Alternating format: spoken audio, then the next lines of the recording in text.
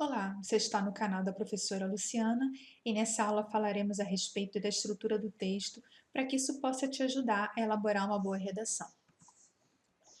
Primeiro, precisamos pensar no que é preciso para elaborar uma boa redação. É necessário a leitura de gêneros variados, conhecimento sobre atualidades, ter um bom vocabulário para utilizar as palavras corretamente e, é claro, ter boas ideias. A redação exigida no vestibular geralmente é uma dissertação, que é uma análise de uma ideia ou de um fato. Quando a dissertação for argumentativa, será necessário também defender seu ponto de vista. Para isso, você deve utilizar argumentos sólidos.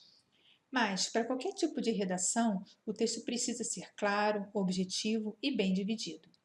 Para conseguir isso, é necessário que a redação tenha um início, um meio e um fim, ou seja, uma introdução, um desenvolvimento e, é claro, uma conclusão. Então, agora vamos falar a respeito da introdução. É aqui que deve ser apresentado o tema que será discutido ao longo da redação. O ideal é que esse tema seja apresentado de uma maneira bem objetiva, em poucas linhas, de preferência em 2 ou 3 períodos curtos.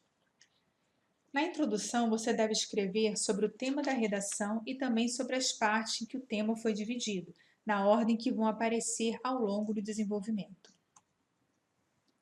Evite ficar enrolando e vá direto ao assunto. A introdução deve ter apenas os dados que estão realmente relacionados ao tema proposto. Informações adicionais, além de desviar o leitor, que é quem vai corrigir a sua redação, pode também confundir e comprometer a clareza do texto, que é muito importante.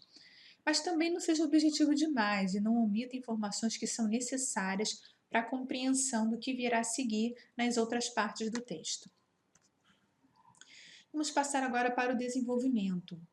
Há muitas formas de expor o que será escrito. Uma dessas formas é dividir o primeiro parágrafo do desenvolvimento em 3 tipos de frases: a essencial, a principal e a auxiliar. A frase principal desenvolve diretamente a essencial, que é a primeira do parágrafo, e acrescenta mais alguma coisa sobre ela. A frase auxiliar ajuda a desenvolver tanto a frase principal quanto a frase essencial. Outros pontos importantes sobre o desenvolvimento. Desenvolva suas ideias e cite exemplos para enriquecer o seu texto e mostrar que você tem conhecimento sobre o assunto. Tome cuidado em relação ao entrelaçamento dos parágrafos, que é a forma como o parágrafo vai estar ligado ao outro. A sequência lógica e cronológica dos fatos precisam ser respeitadas, não só dentro do parágrafo, mas também dentro do texto, de uma forma geral. Então, observe bem a sequência dos acontecimentos e o tempo em que eles acontecem. No texto, uma frase deve estar ligada à outra da mesma forma como um parágrafo deve estar ligado a outro. Depois de tudo isso, vem a conclusão. Finalizar a redação deveria ser a parte mais fácil, mas para alguns alunos acaba se tornando a mais difícil e também a mais temida.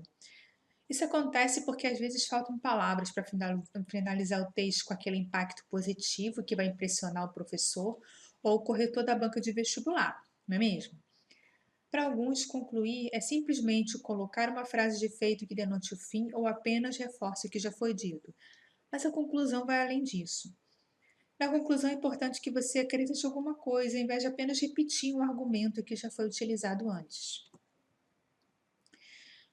Então, se a conclusão deve ter uma frase de encerramento, que frase seria essa? Você pode utilizar, por exemplo, uma mensagem de otimismo, uma advertência, uma referência ao título ou uma citação.